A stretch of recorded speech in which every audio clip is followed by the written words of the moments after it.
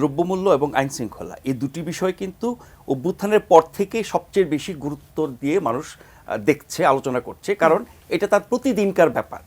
নির্বাচন হলে নির্বাচিত সরকার আসবে, সে সরকার এসে আবার দেশটাকে অনেক সুন্দর করে দেবে, ওটা অনেক দূরের ব্যাপার।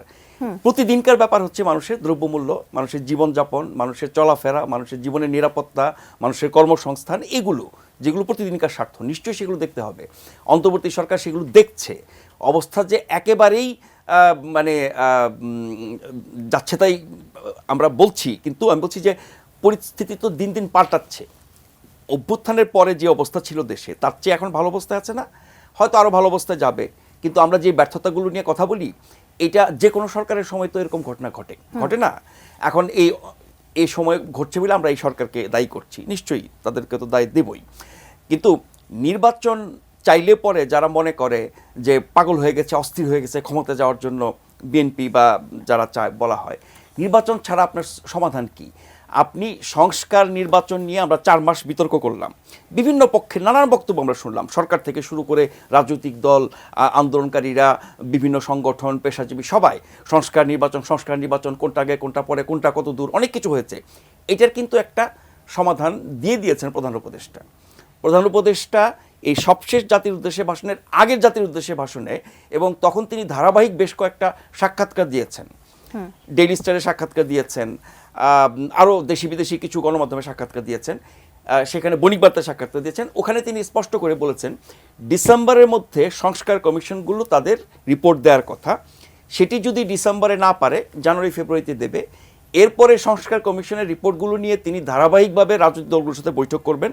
রাজনৈতিক দলগুলো যেটা সিদ্ধান্ত নেবে বেশিরভাগ ঐক্যমতে পৌঁছাবে যে আমরা কতটুকু সংস্কার চাই। কমিশন তো সুপারিশ দেবে, প্রত্যেকটা কমিশন সুপারিশ দেবে, সেই সুপারিশের কতটুকু এই সরকার করবে, কতটুকু নির্বাচিত সরকার এসে করবে। সানবিট সব দিবে সামাল। সানবিট ম্যাজিক প্রেস ডিশওয়াশিং এর মাথা ঘোরানো সলিউশন। সেই অনুযায়ী তারা সিদ্ধান্ত নেবেন। যদি কিছুটা বলে কিছুটা করবেন, যদি বেশিরভাগটা বলে বেশিরভাগটা করবেন। আর যদি রাজনৈতিক দলগুলো একমত হয়ে বলে যে না, কোনো সংস্কার দরকার নয়, নির্বাচন দিয়ে দেন, উনি নির্বাচন দিয়ে দেবেন। তো প্রধান উপদেষ্টার বক্তব্যের মধ্যে আমি কোনো অস্পষ্টতা দেখি না, স্পষ্ট করে বলেছেন। ফলে সংস্কার আর নির্বাচন নিয়ে নতুন করে বিতর্ক করার কোনো দরকার নাই। আর সংস্কারের যেই প্রত্যাশা, সংস্কারের যে দাবি, সংস্কারের যেই কথা আমরা প্রতিনিয়ত শুনি, সেটির একটা সীমা থাকা উচিত, একটা মাত্রা থাকা উচিত, একটা পরিকল্পনা থাকা উচিত। সেটা হচ্ছে আমি নির্বাচনের আগে কোন কোন সংস্কার করব, ভালো একটি নির্বাচনের জন্য কী কী বিষয় সংস্কার করব, এবং গোটা রাষ্ট্রের আমূল পরিবর্তন যেটি আন্দোলনকারীরা চান বা জনাব আখতার হোসেন বলেছেন, সেই আকাঙ্ক্ষাও মানুষের মধ্যে আছে। সেটি শেষ করে যদি নির্বাচনে যেতে হয় তাহলে কত বছর লাগবে আল্লাহ জানে, এবং ততদিন পর্যন্ত একটি অনির্বাচিত দুর্বল সরকার দেশ চালাতে গিয়ে কী অবস্থা হবে সেটাও কিন্তু মানুষ দেখবে। ফলে আপনাকে একটা সিদ্ধান্তে আসতে হবে যে এতটুকু সংস্কার করে নির্বাচনের পরে নির্বাচিত সরকার এবং সকল রাজনৈতিক দল ঐক্যমত্যের ভিত্তিতে বাকি কাজগুলো করবে। এখন আপনি এই সরকার যত সংস্কারের সুপারিশই করুক না কেন, এগুলো বাস্তবায়ন কারা করবে, কিভাবে হবে? রাজনৈতিক দলগুলোর মাধ্যমে হবে, সংসদের মাধ্যমে হবে, আইনি প্রক্রিয়ার মধ্য দিয়ে হবে।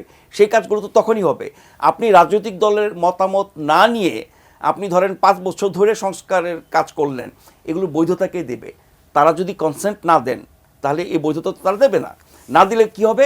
এই 5 বছর, 3 বছর, 2 বছর, কথার কথা যে দীর্ঘ সময় নিয়ে আমি সংস্কার করলাম, কিন্তু এগুলো একেবারে জিরো হয়ে যাবে।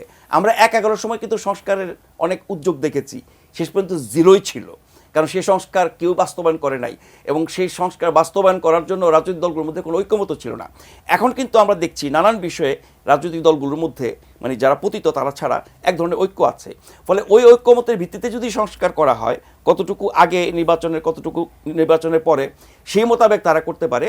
আর যেই দোষটা সবচেয়ে বেশি দেওয়া হয় বিএনপিকে, নির্বাচনের জন্য পাগল হয়ে গেছে, আমি একজন নাগরিক হিসেবে চিন্তা করি যে বিএনপি কেন নির্বাচনের জন্য তারা করছে? 16 বছর ক্ষমতার বাইরে, 18 বছর ক্ষমতার বাইরে, সেজন্য নাকি নির্বাচন বিলম্বিত হওয়ার ফলে অন্য কিছু ঘটতে পারে, সংস্কারের নামে অন্য কিছু ঘটতে পারে?